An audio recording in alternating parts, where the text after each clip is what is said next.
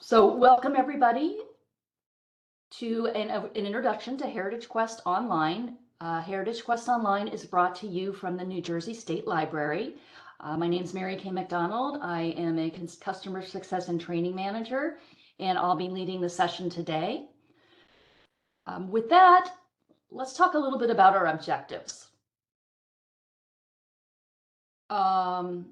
Actually, I have a request to add captions, so let me go ahead and see if I can get those on before we get started. Give me just a second.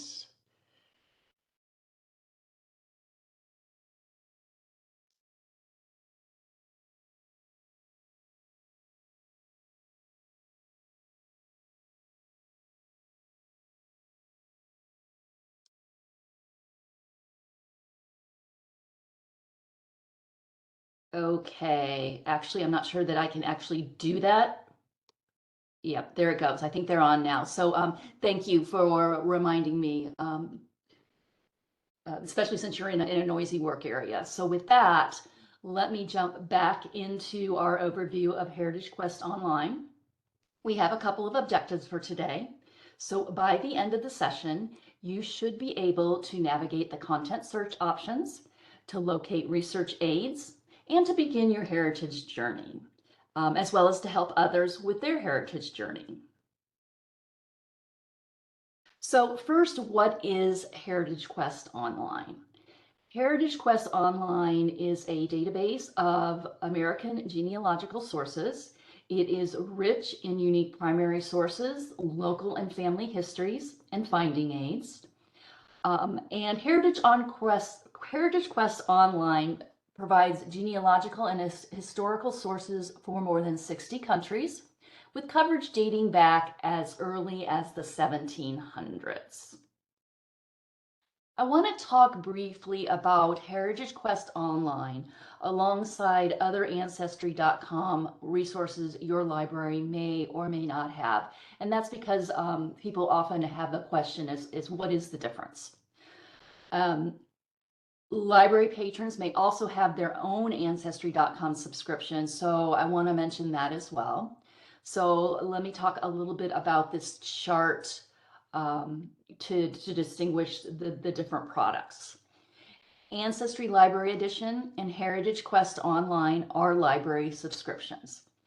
Ancestry Library Edition is only available from within a library, while HeritageQuest Online is offered via remote access. And then again, the Ancestry.com is an individual subscription, and that is not available to libraries. All three have obituary collections and census data.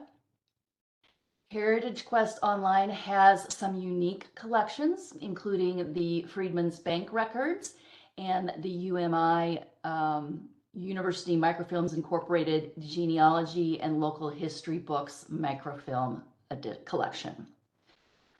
If you want to create and edit family trees, that is only possible in Ancestry.com, as well as using the social features to interact with researchers. That's also only available in Ancestry.com. Now, there is international content in all three, but only Ancestry Library Edition and HeritageQuest Online included for no additional fee.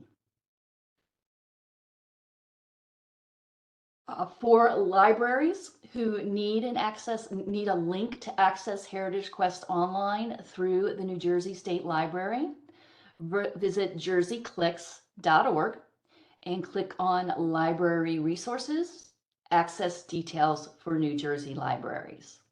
Or you can email jerseyclicks@ngstatelib.org. When you first access HeritageQuest, you will see the home page with links to some of the most commonly used resources in HeritageQuest Online. In the top left corner, you'll find links to the home and search pages. And in the top red bar, you'll find 3 links for search, research aids, and maps. At the right center is a quick search, if you will, that allows users to jump right in and search by their grandfather or grandmother if they want to begin the journey that way. The bottom section highlights the US and Canadian Census records, books, and Revolutionary War records. And you can click directly to go to any one of those collections, or you can click search to see all of the collections. After clicking on search from the homepage, you'll be presented with 6 options most commonly used at the top of your screen. So you'll be able to search the census, family and local histories book collection, our wills and probates in the United States, city and county directories from 1821 to 1989, military records, as well as immigration records. Below that are additional searches that allow you to explore such items as public records, Revolutionary War pensions, and the Freedmen's Bank records. Searching is also available for maps and photos, plus records from other locations around the world. There's a lot of information within HeritageQuest Online, and actually knowing what's in the collections is half the challenge of searching efficiently within the collections.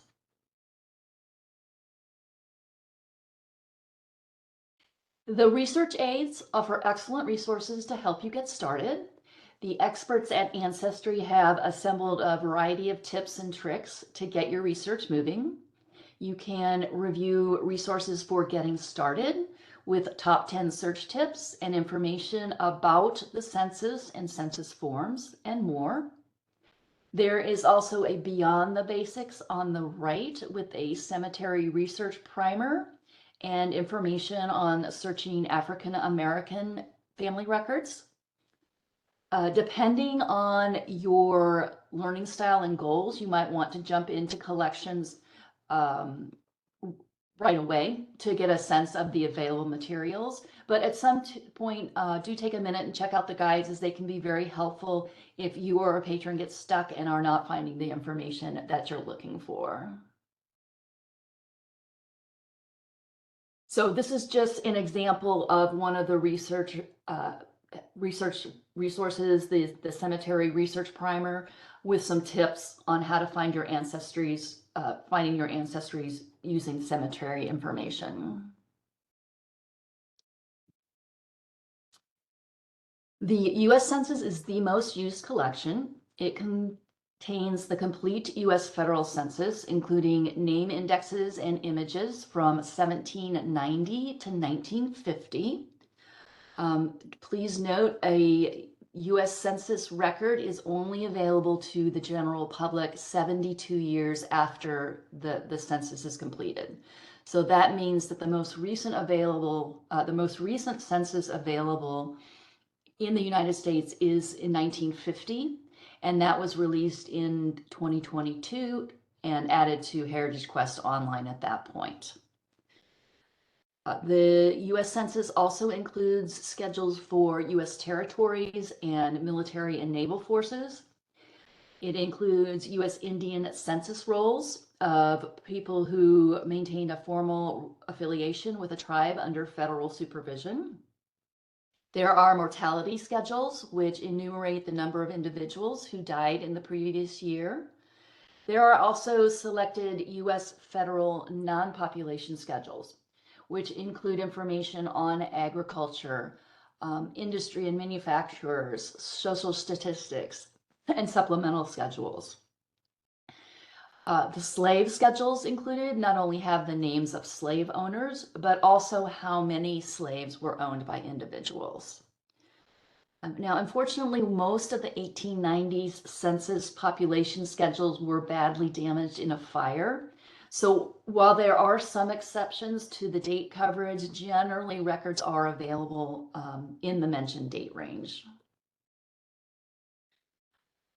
I mentioned the 1950 census is the most recent, and that census allows you to find out quite a lot about somebody in 1950. That can help you discover more about how the Great Depression, World War II, and the start of the baby boom may have affected your family.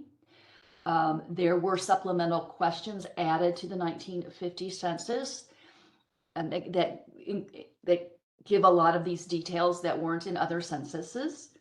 Not everyone was asked the supplemental question. There were 6 of them on a page, on a sample page. But the information that they were asked about, and the type of information you can find in the U.S. Census are age, gender, race, marital status, occupation, nationality, citizenship, veteran status, family members, the residence, the census enumeration district, the highest grade level completed, and also how much the individual, if they worked, how much they earned. So here is the standard P1 form for the 1950 census. And again, it asks questions such as relationship to head of household, name and address, of course, the state or country that the individual was born in. What was the person doing most of that last week? Working, keeping house, or something else? How many hours, and what kind of work and business? Additional questions at the bottom of the schedule, were asked of 6 persons whose name fell on the highlighted sample line. So there were 5 different versions actually to vary the questions a little bit. So now, and these are some of the questions that were asked on the sample line. So this is just some of the type of information you can find in the census. So clicking on the search, you'll be able to get to the search census. If you just click search now, that will search across all of the different censuses, or you can click an individual one if you know the one that you're particularly interested in. Search tips are provided on the right of the screen for the census. So for example, if you're having a difficult time locating an ancestor, you can try searching using only given names and add other details like birth year, residence, family members, place of birth, etc. on the form. And I do have a few more slides talking about the content, and then I'll jump in and do a quick demo of the census and of HeritageQuest Online so you can see exactly how it works. Occasionally, census takers only recorded initials in place of a given name. So if you're having trouble finding a name, trying a first initial only may bring up the results you're looking for. Another tip is also that census takers didn't always have the best penmanship. So if you're having a hard time locating an ancestor, you might want to try replacing some of the letters with letters that looks similar. And there are also ways in HeritageQuest Online to search the exactly what you're entering, but also the latitude to pull up variations, and I'll show you that during the demo. Underneath the form, the search form, are options to select which data collection you want to use for your search. And if you change that, the search form will change as well.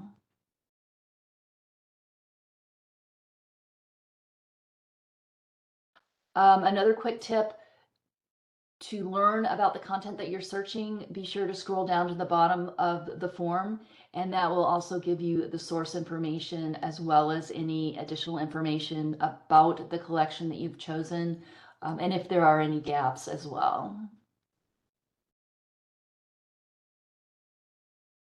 Another tip when searching HeritageQuest Online is to use the clues in one census to locate the same individuals in earlier censuses.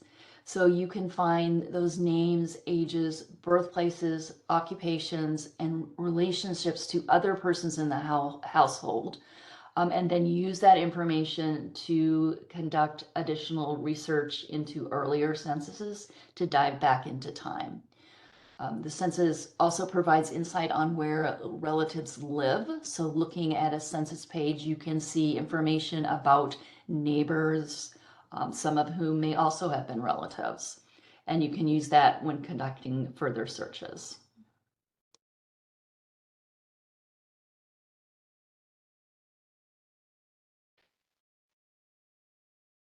The Family and Local Histories book collection includes more than 28,000 books. You can search by people. Get my pointer on here. You can search by people, by publications, and by city directories.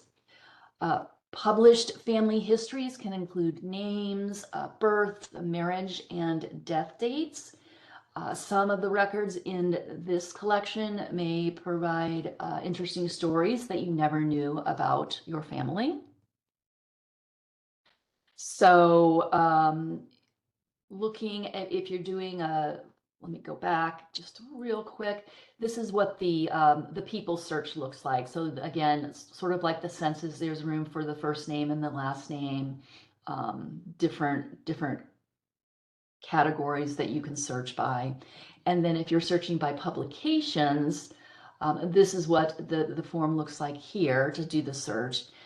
One way to do this type of search is to use the last name in the subject line of the publication search. So that's a good way to look for possible books related to your family. In this particular example, we searched for Brockman, and we can see 2 titles of books in the book results on the right. Clicking on the first title will bring you the ability to search within the book.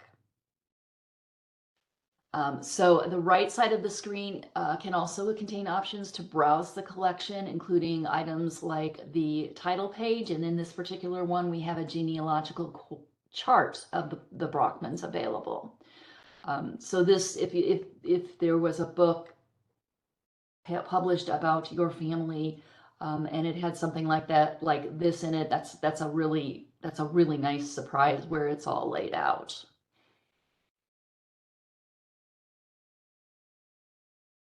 Then the city directories are for U.S. cities and counties.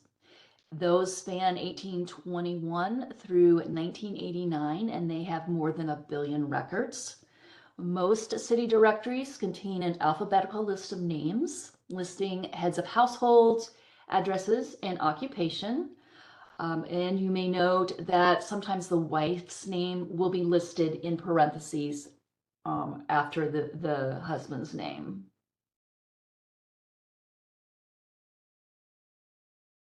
From the city directories, when you get your results, if you click on View Record, that will allow you to see the source information.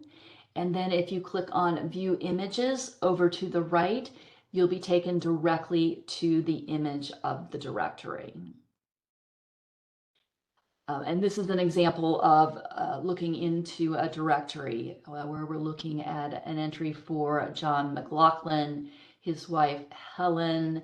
We have the address there, the occupation, which is lab, so I'm not sure if that means that he worked in a laboratory.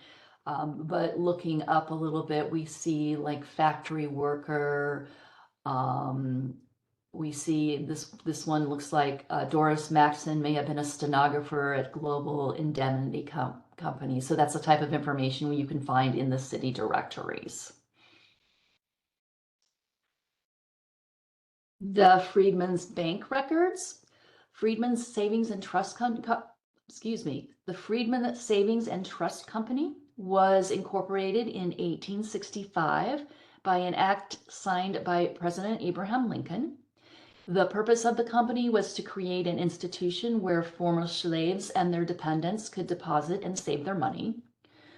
Freedmen's Bank records is a great source for resourcing African American history because of the amount of personal information recorded for each individual.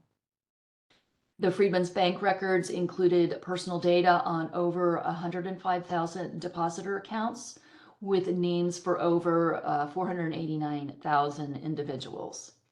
This collection covers 1865 to 1874 and includes the original images of signature cards and records. Many of the records contain data on the name of employer, age, height, parents, marital status, residences, names of family, and occupation. Please do note, though, that not all entries will include all of that information when you're looking. There are also U.S. public records. The U.S. Public Records Index is a compilation of various public records spanning all 50 states in the United States from 1950 to 1993. This is a good place to search for more recent ancestors. And entries in this index may include information from such resources as weight pages, directory assistance records, marketing lists, postal change of address forms, public record filings, as well as historical residential records. The United States Congressional Serial Set, commonly referred to as the Serial Set, began publishing with the 15th Congress, first session back in 1817. So this database includes private relief actions, memorials, and petitions from the serial set. It also includes content from the American State Papers, which was the predecessor to the serial set. And the documents in this collection are from the years 1789 to 1969.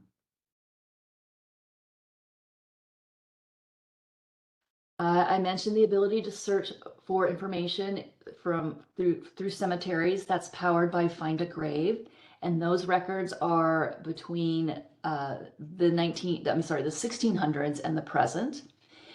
That provides a virtual cemetery experience with images of grave markers from around the world, with photographs and biographies where available, and other details that are uploaded. And you may even find obituaries and links to other family members included as well when you're looking in that collection. So this is an example from a family cemetery in Virginia whose headstones date back as far as 1718. And in this record, we have an image of a gravestone with ACE on it. It's really kind of hard to read, but if you use that view record, that will give you the more information about it. And this happens to be for Agatha Cowherd Brockman Edwards, so A.C. Aggie Brockman Edwards, E. And she was born in 1803, died in 1887, and then there's like a map, there's a burial, it's got the cemetery and then the map, as well as additional information down underneath about her family members.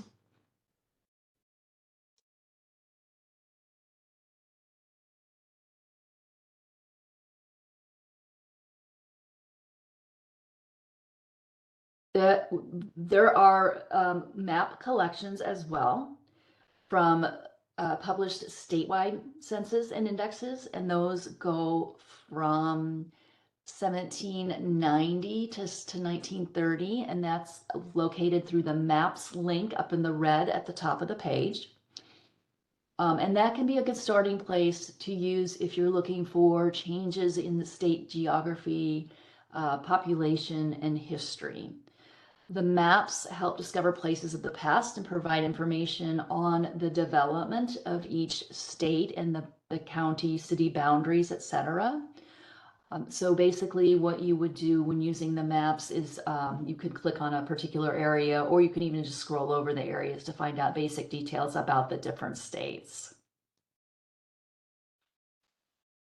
This is an example of the maps. If you look at New Jersey in 1830, New Jersey's kind of unique, I think. I haven't looked at every state, but most states that I have looked at will have just a single map. And then you can see the changes by viewing the white lines versus the dark lines at the particular period of time. But New Jersey is actually giving us, in addition to being able to see from 1790 to 1920 here, it's giving us the map from 1790 to 1820, and then 1830, as well as 1840, and you can kind of see how the boundaries have changed based from then to more modern times.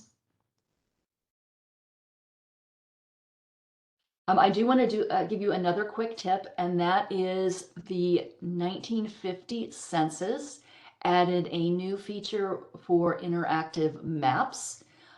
So if you go directly to the 1950 census, at the top, you'll see a link to Explore Maps, and that's a much more interactive format. I'll give you an example of that during the demo, and that can provide a more in-depth view of history. So speaking of the demo, I'm going to check the chat to see if there are any questions at this point. And I don't believe that there are. So let me go ahead and I'm going to jump into HeritageQuest Online and give you an example of a search.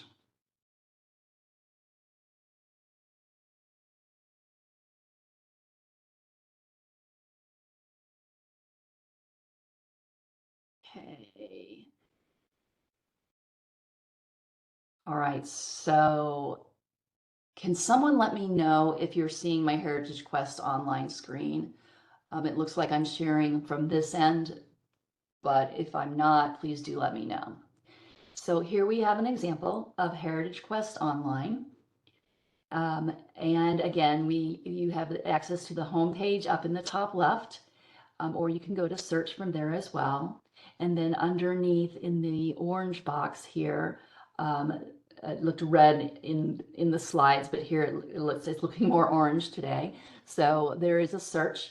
There are the research aids that I mentioned, and then the ability to get to the maps as well.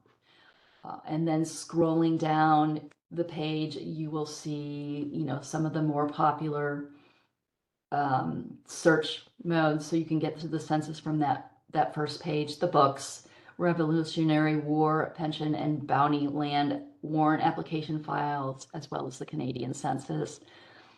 And if I click on search, that takes me to all of the collections to search.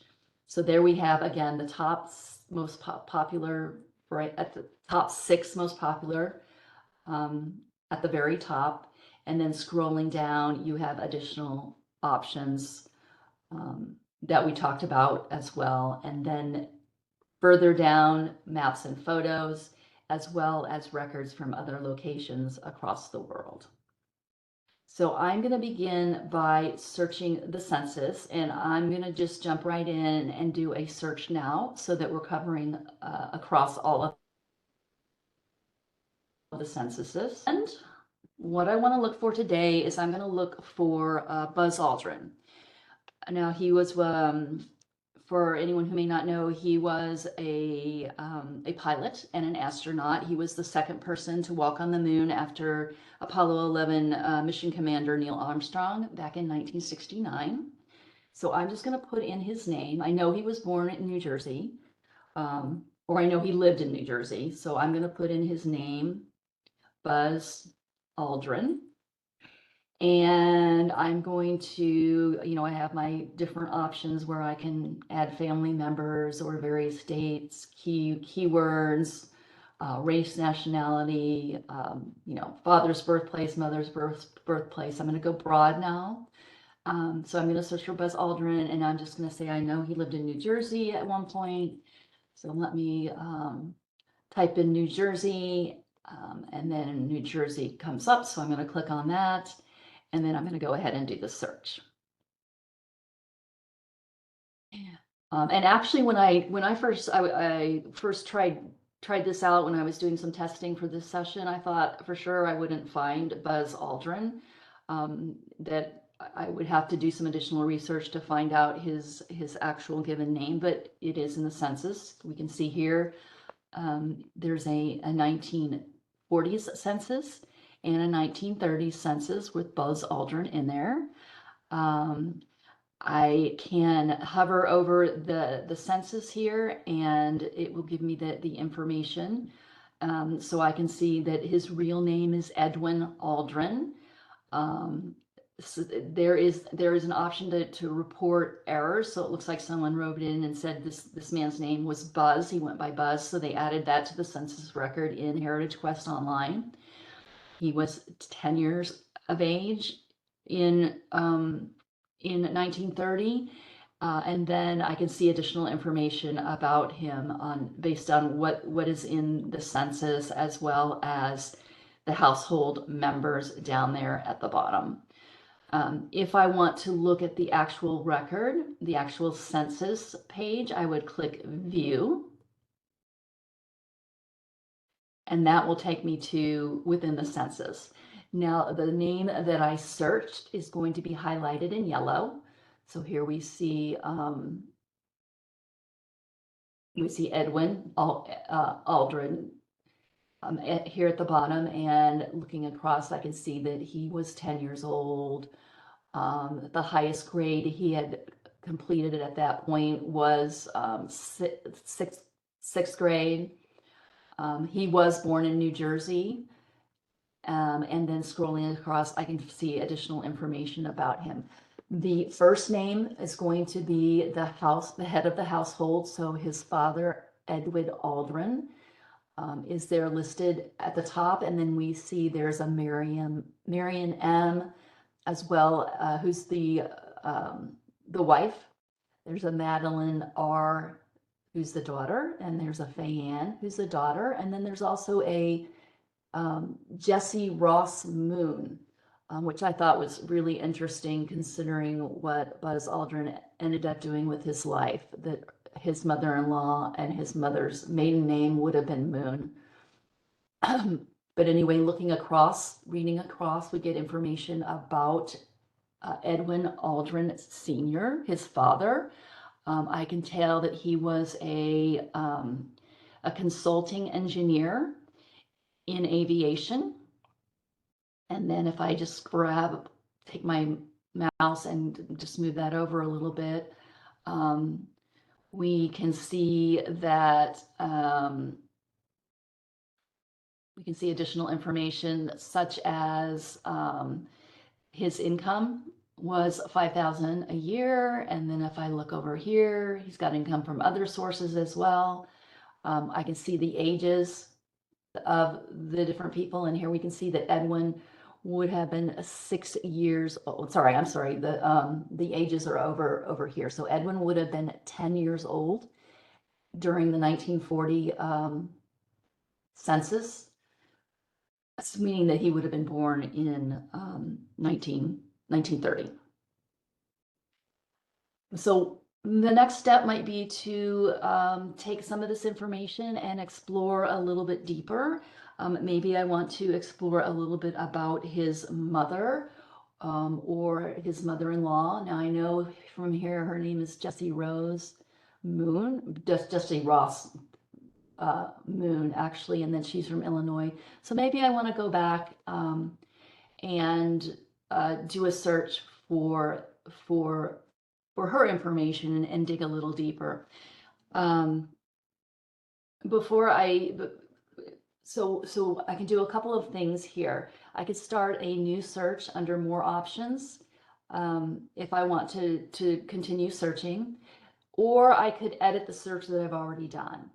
And I do want to show you this because I want to show you that latitude I talked about as far as doing a broad search or a more exact search. And we do have filters over here on the results page where you can go from broad to, maybe exact if you're getting too many results, not enough results. Or I can go back to the form and edit my search.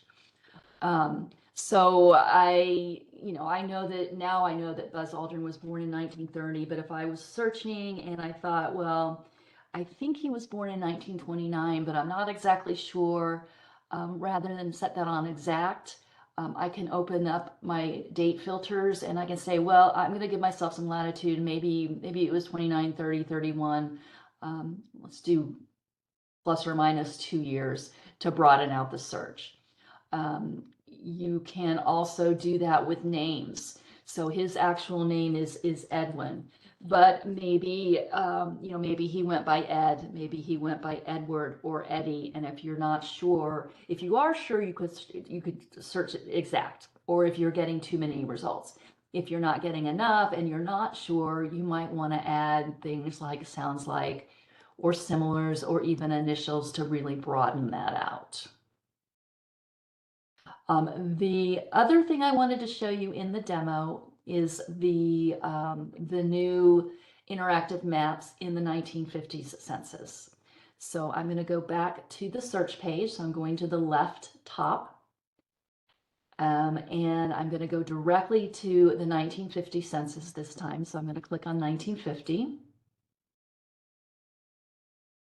And it's giving me an error I have never seen before, saying there's a host error actually, which would be on their side. So let me try that again and see if it was just a momentary thing. Hopefully it was just something that will be resolved very quickly. Yeah, there we go.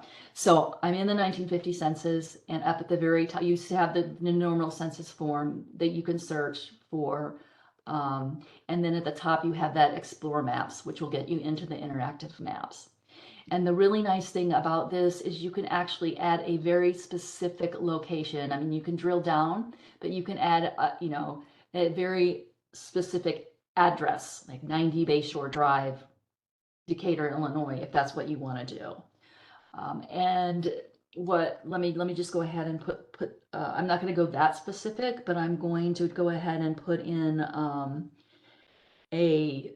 I'm just going to go ahead and put in a town or a city.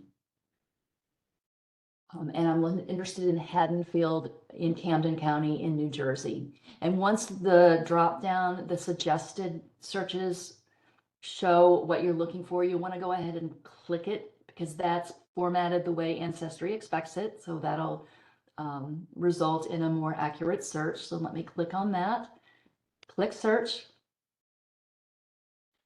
And then that takes me down into Haddonfield, New Jersey. What this is doing is it's actually showing you the enumeration districts. So I'm going to make this a little bit bigger, and I'm going to drill, go a little bit deeper into Haddonfield. So let me go ahead and click on one of these. And here I've got a deeper view of Haddonfield. I can see the different streets right here. I'm in enumerate what Ancestry is seeing as enumeration district 4-120. It looks like there's not as many streets there, so I'm going to click on 4-123. That might give us a better example. And I can make that bigger if I'm not sure what I'm seeing is what I'm looking for. You have the little stacked papers over here on the right, which will allow you to go to different options if you're not seeing what you expected. And I need to go back. I think I was at, let me just make that smaller, and let's pick another district.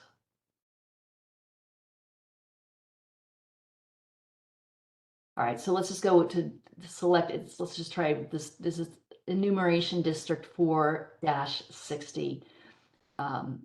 If I click on that, that will take me right into that the census for that enumeration district. Not a good picture on the front cover, but what you can do is then you can page through each individual page and get directly into the census for that district, so you can see what people in that particular area were doing, where they were living, what the demographics were, as well as any changes to the city or county lines as well. If you want to save the information you've gathered, up at the top, there's a save option. And then for HeritageQuest Online, you would click Save to your computer. So let me check the chat and see if there are questions.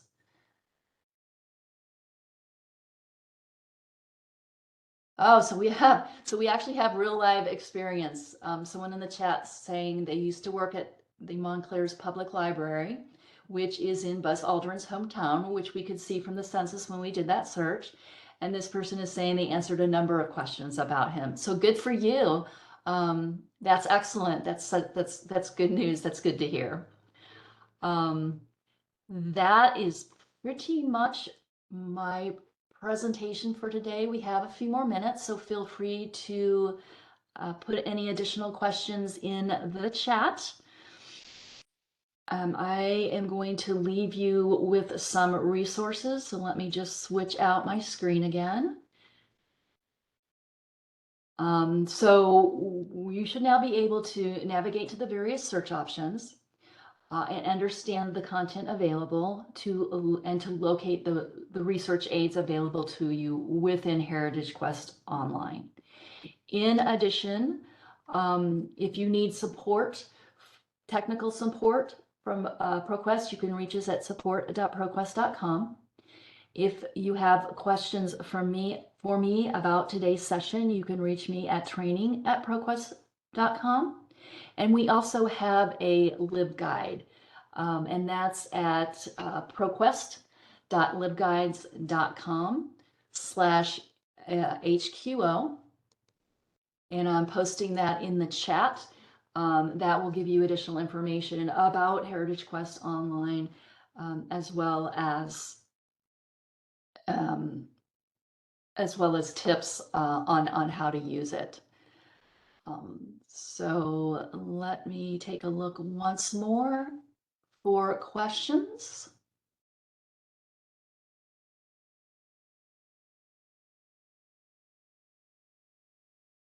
Okay. Yeah, so it looks like there's a survey from New Jersey State Library in the chat as well. And I want to thank you very much for your time today. I hope you found this helpful, and please have a nice rest of your day.